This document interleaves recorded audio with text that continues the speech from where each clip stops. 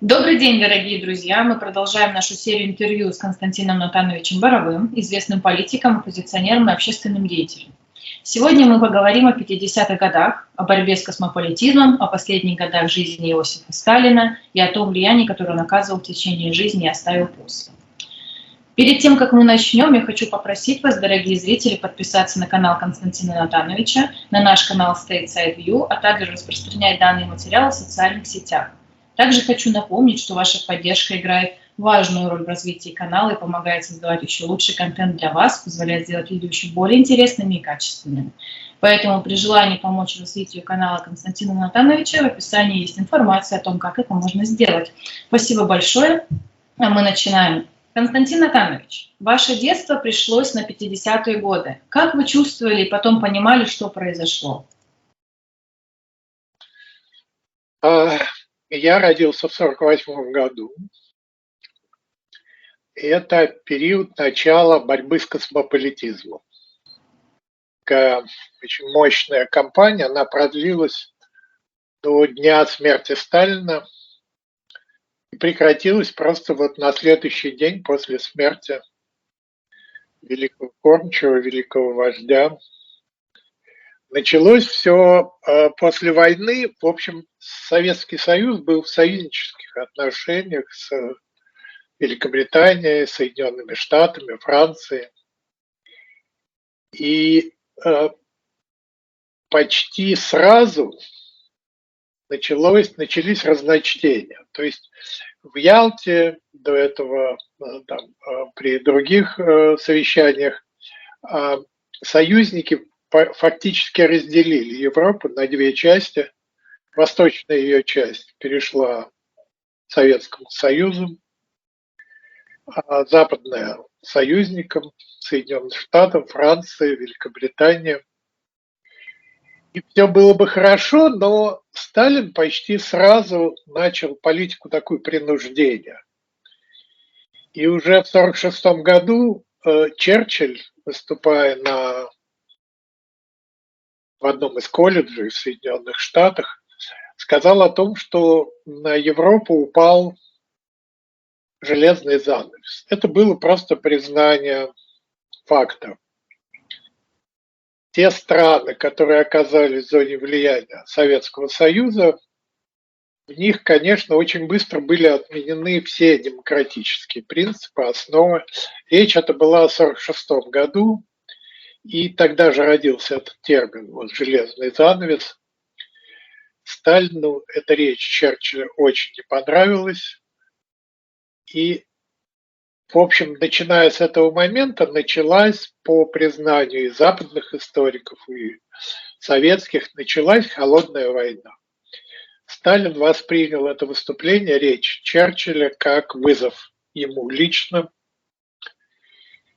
И если до этого он предполагал, что западные союзники будут терпеть, так сказать, его выкрутасы, его авторитарность, его, ну, не только его, Советского Союза, авторитарность, подавление всякого инакомыслия, то после этой речи просто все встало на свои места, да, авторитарный режим, советский, коммунистический, не предполагающий никаких элементов демократии в странах, оккупированных Советским Союзом, потому что это была настоящая оккупация. В них открыто действовали спецслужбы советские и занимались репрессиями. Значительная часть думающей составляющей общества подверглась репрессиям, людей расстреливали как врагов народа, высылали в другие регионы Советского Союза и в ГУЛАГ, в тюрьму. Там у всех была разная судьба. Но вот страны Балтии, они фактически были оккупированы дважды. Первый раз в соответствии с пактом Молотова-Риббентропа в 1939-1940 году. Вот, а второй раз после войны. И начиная вот с этого момента с 1948 года началась вот эта самая кампания борьбы с космополитизмом. В общем, Сталин опасался того, что вернувшиеся победители, воины, победители, вернувшиеся с Запада, они действительно увидели, что это другая жизнь, другие страны, по-другому устроена эта жизнь, люди думают по-другому. И он очень опасался вот этого западного влияния. Поэтому почти сразу началась борьба с безродным космополитизмом, как это тогда называлось, с влиянием Запада, американского, французского, британского империализма. Людей просто начали сажать за высказывания поддержки. Там, вот, возникла статья в период борьбы с космополитизмом. Статья, она так и называлась, значит, поддержка американской демократии или западной демократии, или западного образа жизни. Восхищение американской техникой. Просто статья Уголовного кодекса. Вот эти автомобили, джипы, которые по ленд-лизу передавали, но они были очень сильно, они отличались от советских автомобилей. Вот это высказанное восхищение техникой, восхищение американской техникой, это было уголовное преступление. И почти сразу там событие еще одно произошло. В 1948 году образовалось государство Израиль. И Советский Союз, Сталин поддержали образование Израиля. Сталин рассчитывал на то, что Израиль превратится в одну из республик СССР. Тем более, что в Израиле оказалось очень много людей с левыми взглядами. Из Европы, из Соединенных Штатов. Создавались такие кооперативы коммунистического труда, но они до сих пор существуют в Израиле, где люди не получают зарплату, все складывается в общак, так сказать, и кооператив несет ответственность за каждого своего члена, и когда ему нужно там что-то купить, на общем собрании принимают решение купить ему. Но Израиль очень подвел товарища Сталина. Он решил, государство Израиль решило быть открытым демократическим государством. Начало поддерживать отношения дипломатические со всем миром, Соединенными Штатами. И это не просто расстроило товарища Сталина, а вызвало гнев. Оказалось, что вот это влияние Советского Союза на Израиль было эфемерным. Израиль не подчинялся Советскому Союзу.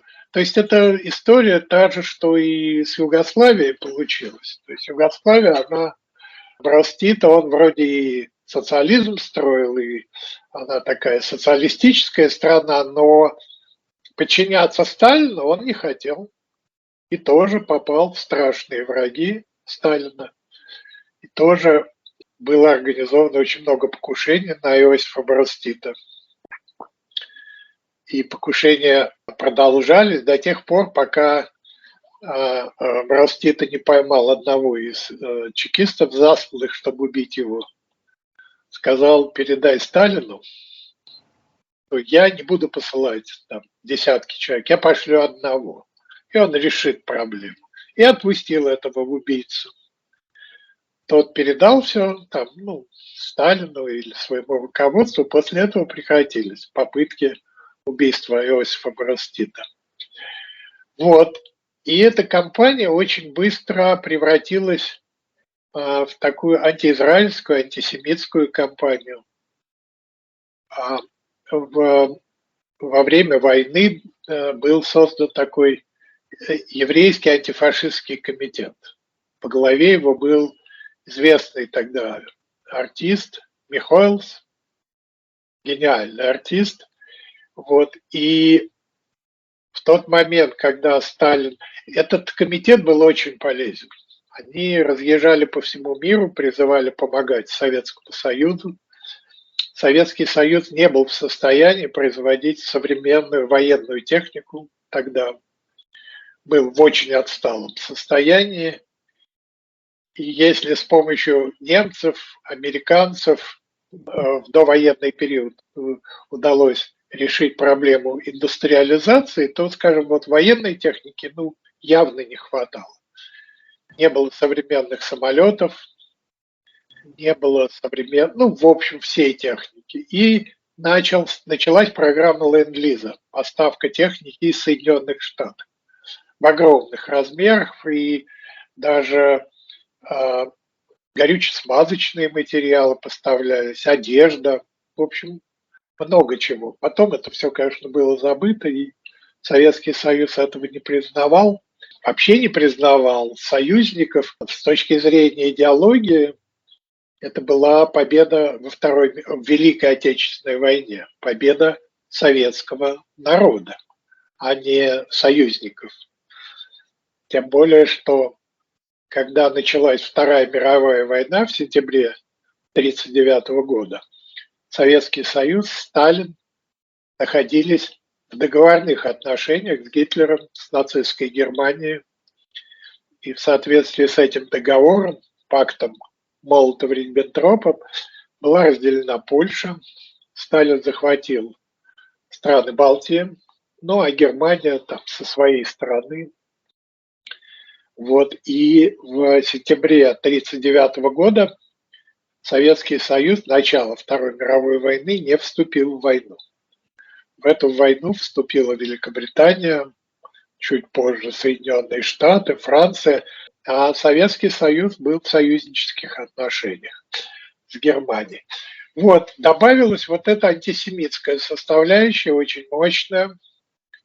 Начались процессы над этим еврейским антифашистским комитетом. Председатель его был убит. Михоэлс, его убили. Но все это оформили как автомобильную катастрофу. На него наехал грузовик. А остальных членов еврейского антифашистского комитета их фактически отстранили от работы.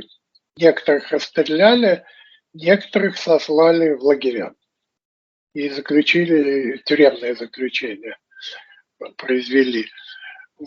И начала разворачиваться такая мощная антисемитская кампания в Советском Союзе, особенно в крупных городах.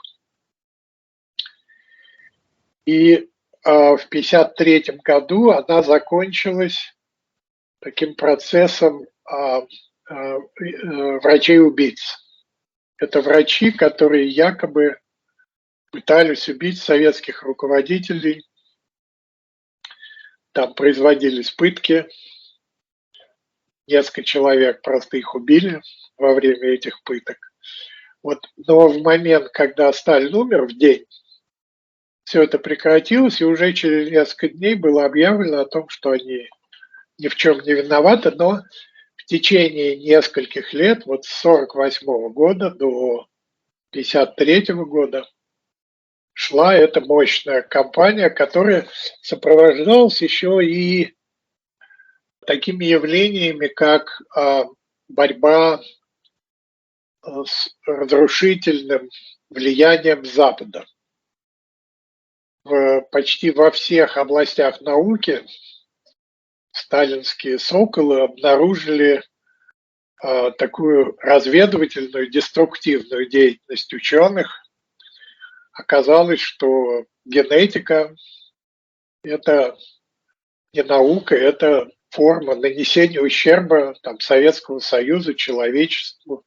В список этих наук разрушительных попал кибернетика. Кстати, Советский Союз на десятилетия отстал от всего остального мира в разработке компьютеров именно из-за этого. И это было сложное время. Мои бабушка и дедушка, которые жили в Москве в это время, они в Виннице родились. Вот, они испытывали очень серьезные проблемы, потому что они просто не могли, у них очень типичные еврейские были лица, внешности, они просто на улице не могли появляться. Однажды, как мне отец рассказывал, просто их избили. Их высадили из автобуса, вот какие-то там чекисты устроили скандал, что всякие тут евреи ездят на наших автобусах, их высадили, избили, и им пришлось там пешком добираться уже совсем не молодым людям. Вот сложное время.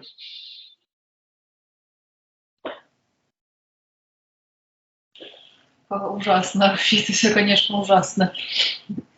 А, Много ли ваших родственников попали под репрессии? Ну, у меня много было родственников евреев, да. Многие потеряли работу, ученые. На этот период там была такая направленная работа. В 1948 году был создан отдел при ЦК КПСС, отдел пропаганды, который возглавил такой государственный деятель Жданов. И первое, чем он занялся, он начал разбираться с евреями в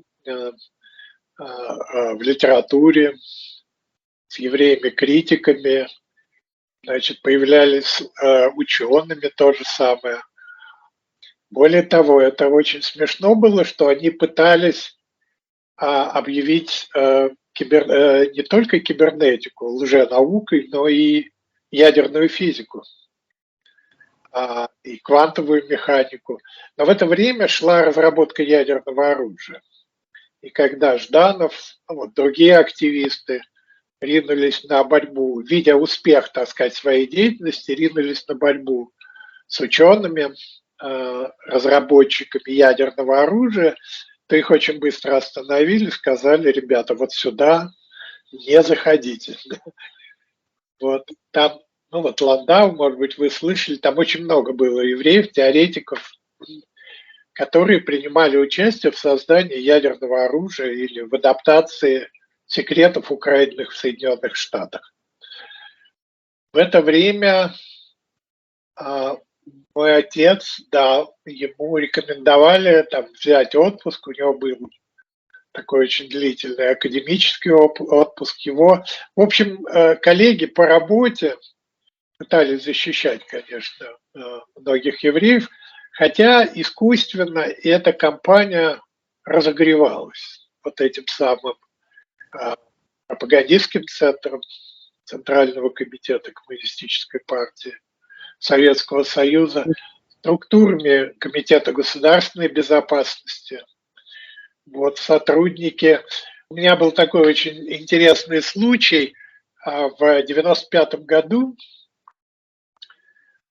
был суд над Валерией Новодворской, и в качестве эксперта по ее текстам ее обвиняли в ненависти к русскому народу, в националистической деятельности. Она боролась с Первой Чеченской войной. И один из этих экспертов вдруг начал цитировать нацистскую литературу. Мне показалось это странным. Нацистскую литературу, экспертную литературу, которая устанавливала вот эти факты влияния еврейских националистов в период нацистской Германии. Понимаете, ну ладно бы в Советском Союзе, но уже в демократической России цитировать такие произведения. Я очень дружил тогда с Александром Николаевичем Яковлевым. Это бывший член ЦК. Он меня даже попросил, я был его помощником, он руководил телевидением. Я его попросил, у него был допуск к архивам ЦК, к архивам КГБ. Я его попросил выяснить, передал данные, которые у меня были на этого эксперта, эксперт прокуратуры. Кто он такой, почему он такой странный. ну, действительно, представляете себе, нацистов цитировать, там, ну, не Геббельса, но каких-то теоретиков, расистов. Вот. И вдруг он вытащил документы, и оказалось, что это бывший следователь на процессе врачей. Один из тех, кто занимался пытками этих врачей. И как многих сотрудников КГБ, причастных вот к этим делам, его попытались скрыть от следствия. Там было проведено следствие, было некоторые особенно яркие следователи, которые ну, вот, были замешаны в пытках, их просто расстреляли. Ну, несколько человек. А этого, я уже не помню, как его зовут, его спасли, его послали резидентом в Сингапур. И он там просидел следующие 25 лет и вот появился. Дело в том, что они очень плотно работали до войны с нацистами, с гестапо. Известно, что КГБ или МГБ, я не помню, как они, НКВД, наверное, до войны, они были в дружеских отношениях, Советский Союз дружил с нацистской Германией, и они обменивались информацией. И более того, в книге «Крутой маршрут» матери Василия Аксенова, она описывает, что у них были даже те же пыточные инструменты, что и у нацистов. Там вместе с ними в женских камерах сидели немецкие коминтерновцы, которые говорили, что ну, просто копии этих самых пыточных инструментов. Вот. Так что вот так неожиданно пересекались эти места. Константин Натанович, расскажите, пожалуйста, поподробнее о деле врачей-убийц, как оно вообще стало возможным, какие мотивы и цели были в этом деле? В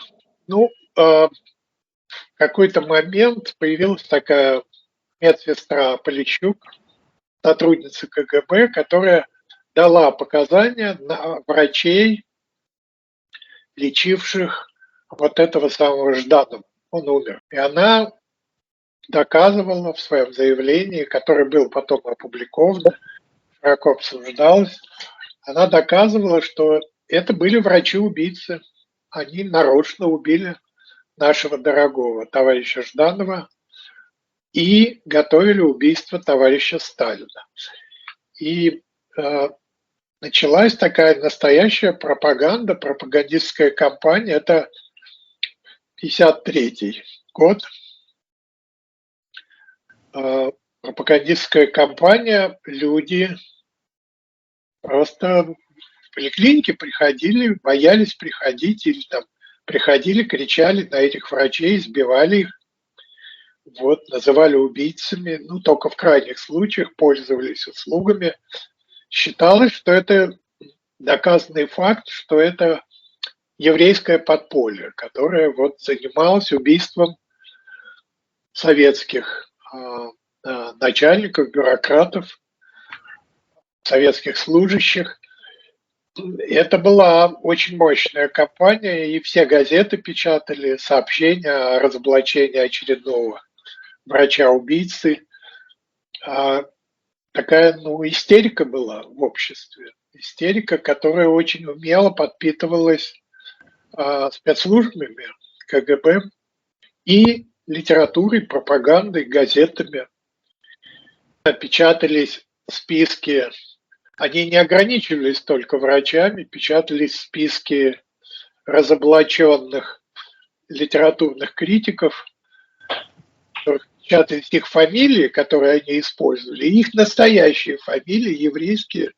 То есть это была такая антисемитская кампания, результатом которой, как говорили исследователи, должна была стать операция по выселению евреев на Дальний Восток. Уже готовы были составы в еврейскую автономную область.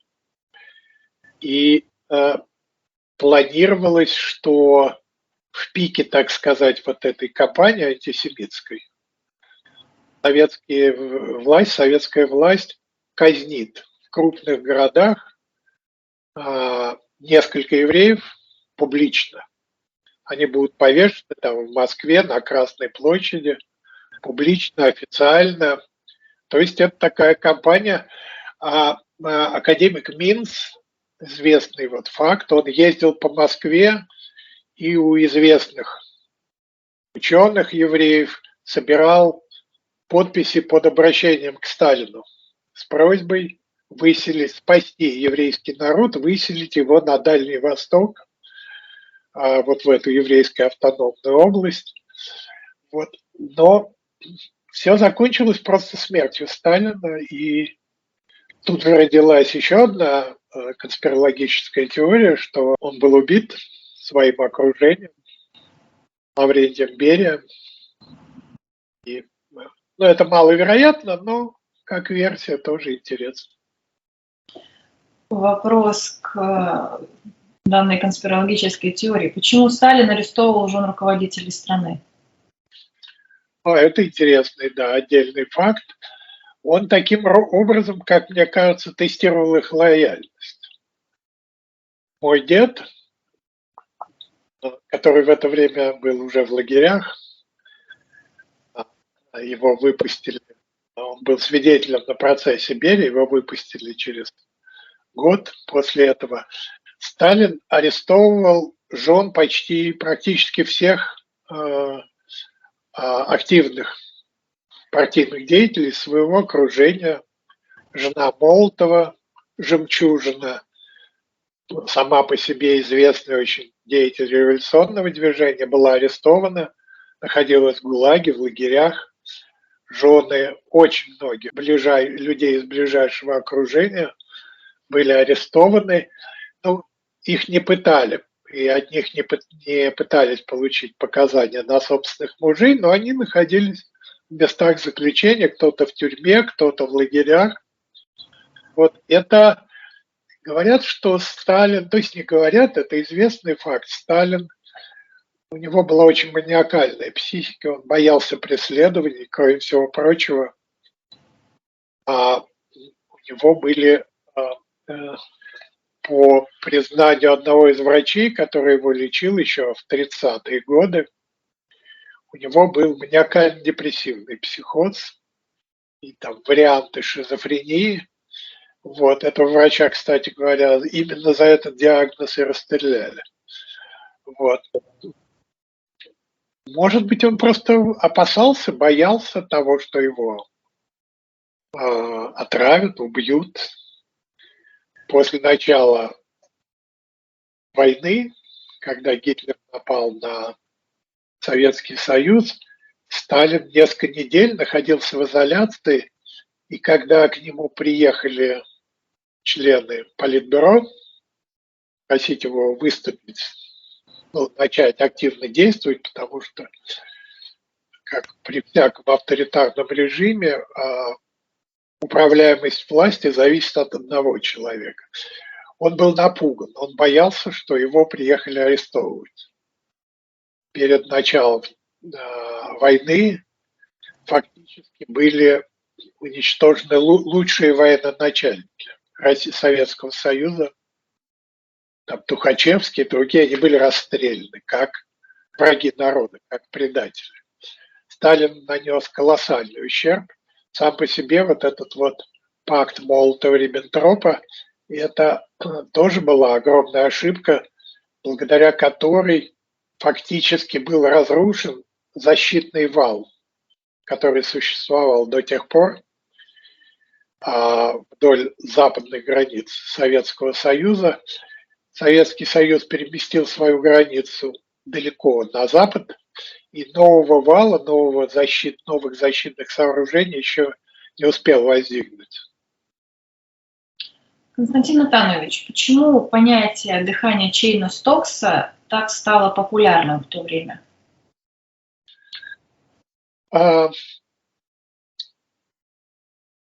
В советских газетах в связи с тяжелым состоянием Сталина начали печататься хроники состояния вождя. И вот это выражение, значит, что у Сталина дыхание Чейна Стокса, оно было в нескольких сводках. Всем уже было ясно, что он умер или умирает.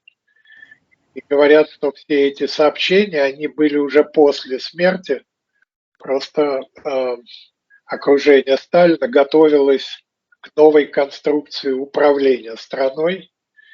И они, собственно, боялись объявлять о смерти Сталина. Вот. Для многих было понятно, что Сталин умирает или умер.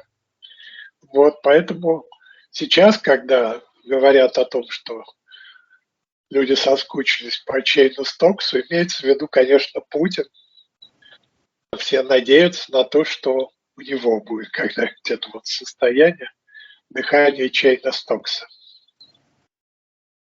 Надеюсь, не раньше, чем он окажется в Гааге. Почему советские люди так искренне горевали по поводу смерти Сталина, ведь почти в каждой семье были репрессированы? Ну, состояние неопределенности, я не помню, недавно я читал, что советские люди разделились на 3 почти равные категории. Это те, кто осуществлял репрессии, те, кто помогал их осуществлять, стукачи, доносчики, и те, кто, в общем, страдал от этих репрессий, на кого они были направлены. На самом деле была еще одна большая категория, видимо, самая большая, это те, кто и делал вид, что его это не касается, и не вмешивался в этот процесс.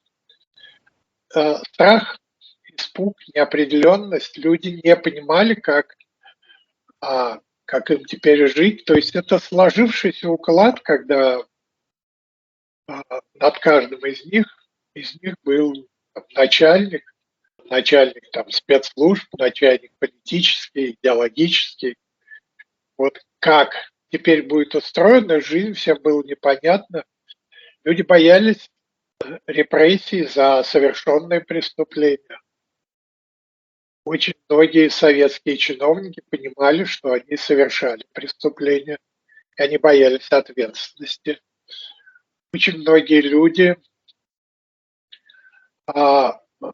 которые понимали, что это вот репрессивная машина, что она еще жива, что она может еще раз включиться.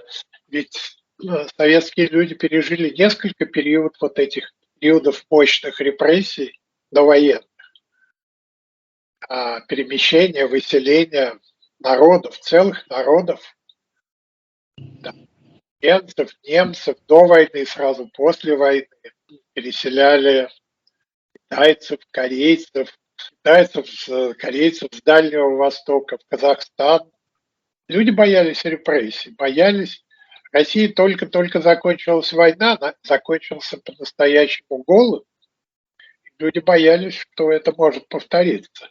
Тем более, что вот эта агрессивная идеологическая антизападная кампания была направлена и на создание чувства страха у людей, что эта война может опять начаться. Правда, пугали тем, что война может начаться, что Запад нападет на Советский Союз. Но большинство понимало, что это значит, что Советский Союз может напасть на Запад. Почему так много людей погибло в давке во время похорон Сталина? Ну, это объяснялось тем, что многие события регулировались вот этим, так сказать, вождем, который назначал, поручал, следил за исполнением. Когда вождя не стало, даже руководители страны потеряли, так сказать, ориентиры и не знали, что делать. Это было настолько плохо организованные похороны Сталина, что начиналась давка во многих местах, и люди погибали в этой давке. Плохо исполнялись приказы, просто в некоторых случаях отсутствовали сколько-нибудь разумные приказы. Какие изменения произошли в политическом и общественном климате СССР после смерти Сталина?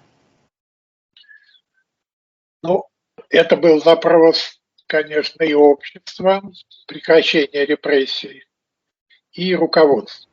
Потому что эти репрессии в первую очередь касались людей из окружения Сталина, которые на себе испытывали все это давление. И, кстати говоря, многие из окружения боялись того, что вот эта антисемитская кампания может плохо закончиться именно для них. Вот известный факт был в окружении Сталина такой человек Лазарь Моисеевич Каганович, который отказался, это был смелый поступок, он отказался подписывать вот это письмо с призывом, с обращением к Сталину, с призывом спасти еврейский народ, переселить его на Дальний Восток. Смелый поступок. Да. Константин Натанович, я вам задам последний вопрос на сегодня. Каково ваше мнение о наследии и последствиях правления Сталина для России и мировой политики? Ну, мы сейчас как раз этим занимаемся. Сталинский период Советского Союза. И это период создания такой огромной сети коммунистических партий. И это было похоже больше на такую инфекцию, которая поразила очень многие страны, которая приводила в каждом случае, где начиналось строительство социализма, коммунизма, приводила к бедности, к нищете, к божеству. Плюс к этому вот эти огромные агентурные сети спецслужб советских, которые старались быть еще более жестокими, чем КГБ. Вот, скажем, в Румынии, когда начался распад этой системы коммунистической и системы безопасности, этих секуритат, люди были настолько возмущены действиями этих спецслужб, что они просто ловили на улице этих сотрудников секуритата и убивали их, вешали. Известен случай, когда, мстя за убийство своего сына, человек поймал одного из руководителей, региональных руководителей вот этих секуритат, КГБ Румынии, и пытал его в течение нескольких дней. То есть это уже такое, знаете, сумасшествие, что ли, смещение сознания в область нечеловеческую. Это было очень опасно для человечества. То, что это закончилось, и это еще одна проблема. На самом деле с ликвидацией Советского Союза, с распадом Советского Союза все это не закончилось, все это существует в разных формах. Социалистические партии. Сегодня одна из таких партий, которая называет себя демократической, иногда прогрессистской, а по существу это социалистическая партия, находится у власти в Соединенных Штатах. И президент Соединенных Штатов сегодня, Джо Байден, говорит не об американской системе ценностей, равенства возможностей. Он говорит о равенстве, о вот этой социалистической или даже коммунистической системе ценностей. Вот, так что влияние этого периода на мир было огромным. Спасибо вам огромное, Константин Натанович, за ваше мнение, за ваши знания. С вами очень приятно было.